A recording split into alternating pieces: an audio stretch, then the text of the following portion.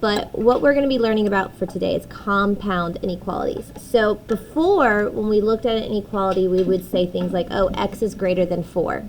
That means every value that's larger than 4 is going to be considered a solution. So like 4.1, 4.78, 5.3, 28. I mean, these are all considered to be solutions for an inequality that says x is greater than 4.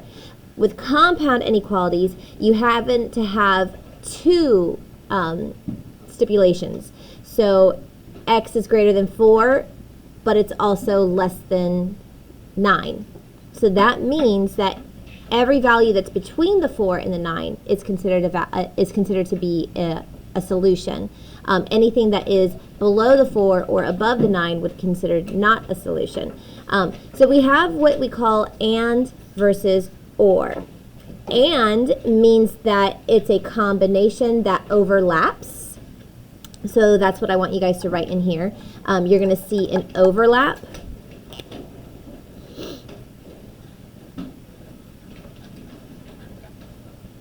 And I'm going to write that in purple. Or is going to go in different directions.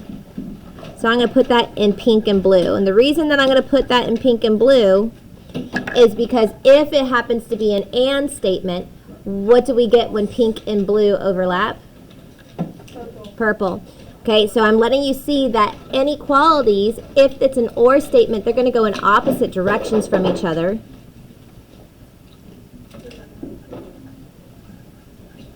They go in different directions. But if it's an and inequality, those directions are going to meet each other and overlap so that the purple creation, the overlapping creation, is what is considered to be the solution. Okay? You can brush your hair later, baby. Put it up. So for an and statement, we have x is greater than -3 and it has to be less than or equal to 4.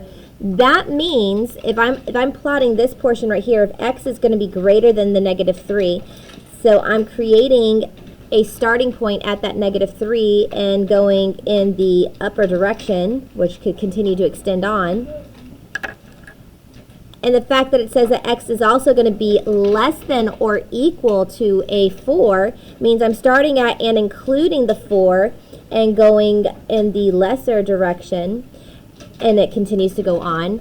And what considers to be my solution is the overlap that's created between those two rules, those two expectations.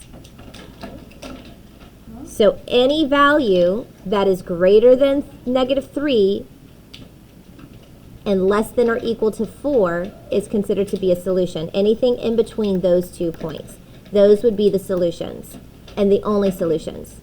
So you're taking two separate inequalities, plotting them, and finding out where they overlap. That's what creates the and. In a situation where it's an or, you are not going to have any kind of overlapping because they're going in completely opposite directions. So x being less than or equal to -2 means I'm starting at the -2 and going in that lesser direction.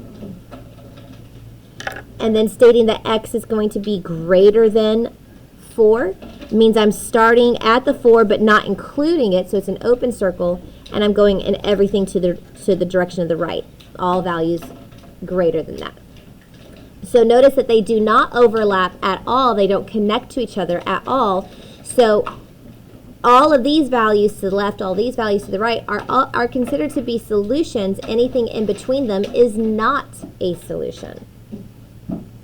Okay, that's the only difference between and or. And means it overlaps, or means it goes in opposite directions. Okay?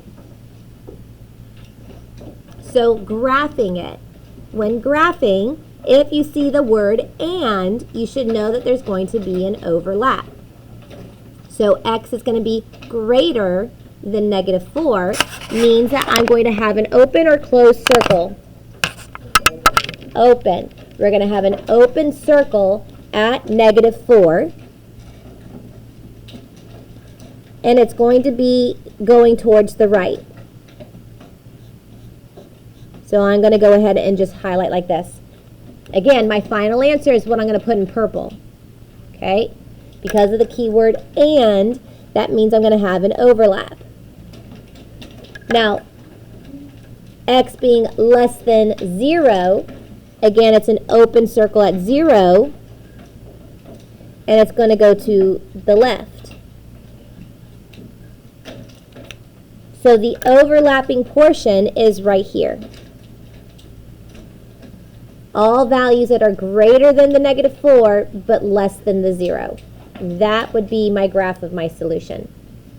So when I'm graphing it with 2 open circles, and I'm including all values in between those 2 open circles. Now, when you see it written in this manner, this is also considered to be a manner of writing and. Okay?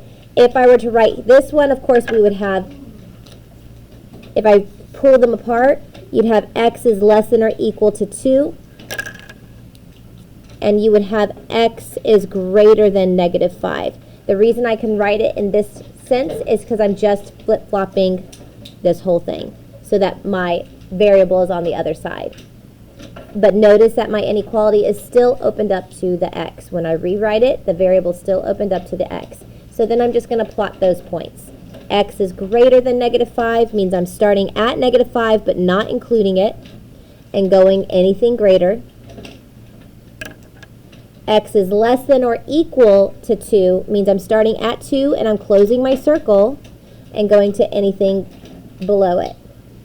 So the values are in between -5 all the way up to a +2, and the +2 gets included.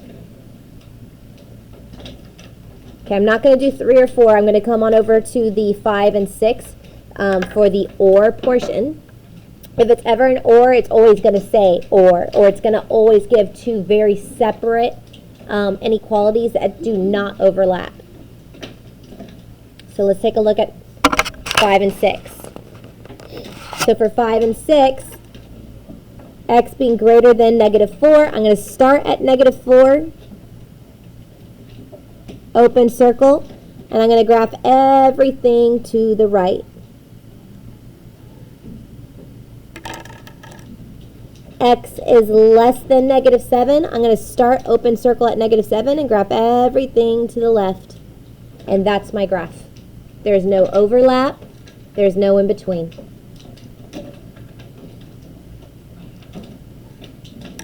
For the second one, I'm graphing x is less than 3. So starting at a +3, it's an open circle.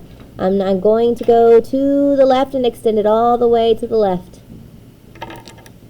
X is greater than or equal to +5 means I'm closed circle at +5 and graphing everything to the right. There's my OR compound inequality. Again, they do not overlap at all. They go in opposite directions. Any questions? It's pretty easy. You're just graphing and finding out if it overlaps or doesn't.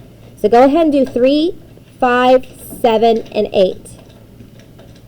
Or it should say, no, 3, 4, 7, and 8. I don't know why that says 5.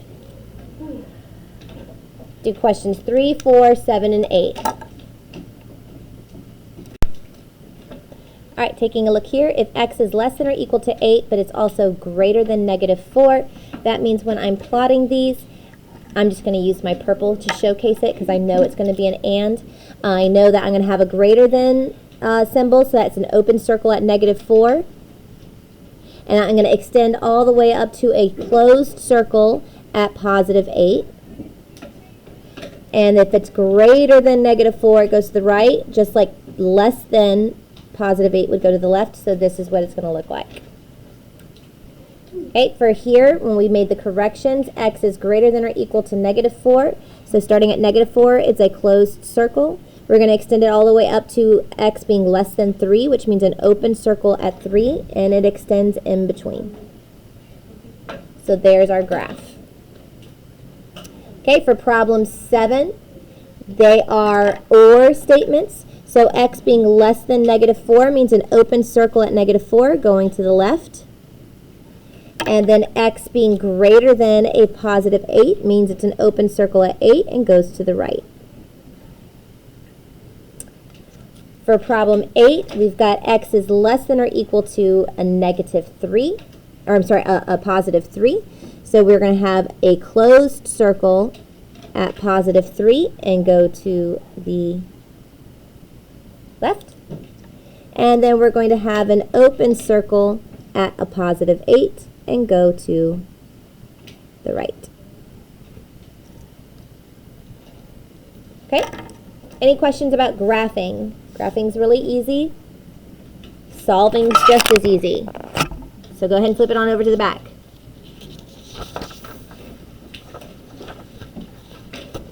When you are solving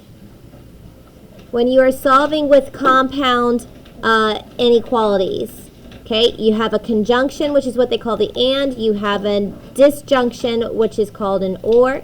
When we're solving them, whatever operation you do, especially with the conjunction, if you are solving a conjunction to get the x by itself, whatever you do to get the x isolated, you have to do it to both parts, to both opposite parts. Does that make sense?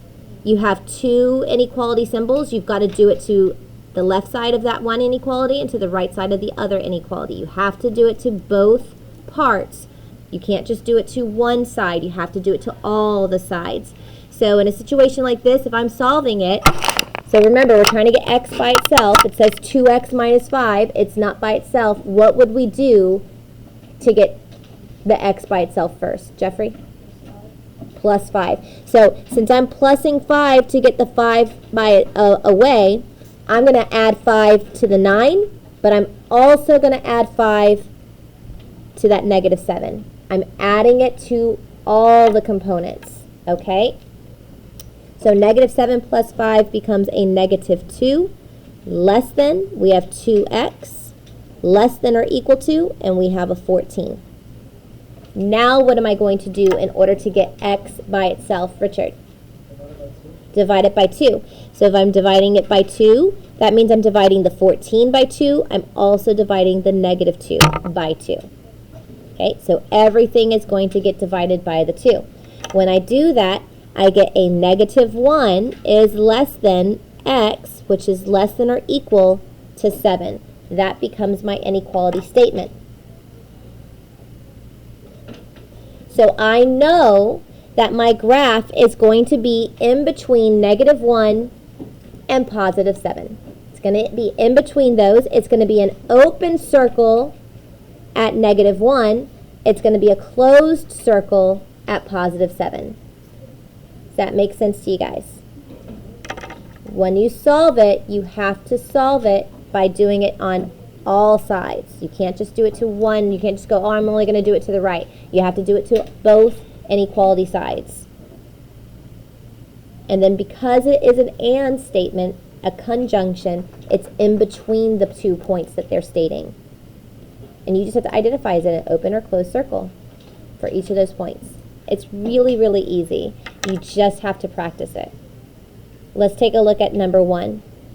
For problem number 1, we've got negative 16 is less than negative 4x, which is less than 20. What am I going to do to get that x by itself? Logan? Huh? Divide it by negative 4. So here's the thing, you got to be careful, and that's what this note is right here. Be careful with your negatives. When you are dividing by a negative, so we're dividing the 20 by a negative 4, we're also going to divide the negative 16 by a negative 4. What happens when we divide by a negative? Kai? You flip. That means both of these inequalities are going to flip. Both of those inequalities are going to flip. So we're going to get greater than and greater than for our inequalities here. This is going to become a positive 4 is greater than x, which is greater than negative 5. You need to make sure you remember if you multiply or divide by a negative, those inequalities are going to flip. Okay, so now what are the 2 points in between? What 2 numbers? What 2 numbers am I plotting, guys? Come on, it's right here. Zachary. Okay, so at the 4, is it going to be an open or closed circle? Open circle. So So we're going to plot an open circle at the 4. Okay, at the negative 5, is it an open or closed circle? Open circle. And then it's an and statement, so all I do is I graph it in between them. Just connect them. Okay, let's take a look at the examples that they gave to us for the or. So I'm going to go back up to the top where my example number 2 was. Actually, no, I'll let you guys try this problem on your own. Try this one on your own first. All right, let's try it. What is the first thing that I need to do to get 2x minus 7, to get that x balanced and by itself? Fatima? Add 7. And what I'm going to do is I'm going to add 7 to the 13, the negative 13. I'm adding 7 there. I'm also adding 7 to the 0. You're adding 7 to both inequality sides. Okay, this becomes what? That we get a negative 6 is less than or equal to 2x, which is less than or equal to 7. Okay, what do I now need to do in order to get x by itself, Hassan? Divide all 3 sides, right? Like he said, divide all 3. The left, the middle, and the right side gets divided by that 2. It's dividing by a positive, so am I going to flip the inequalities? No. When I divide by a positive, don't have to worry about it. So even though this is going to come out to a negative, that's okay. I'm not dividing by a negative, so that's fine. This is going to come out to a negative 3 is less than or equal to x, which is less than or equal to 3.5. It's okay for you to get decimals as an answer. It's perfectly fine. Okay? When we graph it, those are the 2 points that we are going to graph around. So let's start with the first point, negative 3. Negative 3, is it going to be an open or closed circle? Closed. So negative 3 is going to be a closed circle. What about 3.5? Is that an open or closed circle? Closed. So right between the 3 and the 4, I'm going to draw another circle, 3.5. And it's a conjunction, so I need to connect. Think conjunction, connect. Any questions? Okay. All right, let's go on to the ors, the disjunction. So for the or, it's just you have 2 separate inequalities that you're solving. That's all. They are written separately. You are solving them separately. So that's no different than you just having 2 different problems. They just happen to be 2 problems all in the same question. You use your inverse operations, and don't forget about your negatives. So let's take a look here at problem 3. We have x over 4 plus the 1 is less than 2. My first step is to subtract a 1 from both sides of that inequality. That's going to become x over 4 is less than 1. And then my last step would be to multiply both sides by 4. And I would get that x is less than 4. On the other side, I only have a negative x is less than or equal to negative 5. So that negative x acts like what? A negative what, Richard? A negative 1x. So I'm going to put a 1 right there. We've got a negative 1 that's associated here. So we're going to go ahead and divide both sides by a negative 1. Am I going to flip or keep the inequality?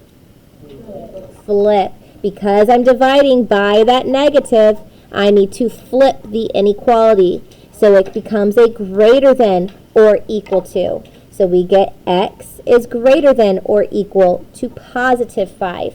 Those are my 2 positions that need to be plotted. So x is less than 4. That's an open circle at 4, going to the left. And then x is greater than or equal to 5. That's a closed circle at 5, and it goes to the right. Go ahead and do problem 4 on your own.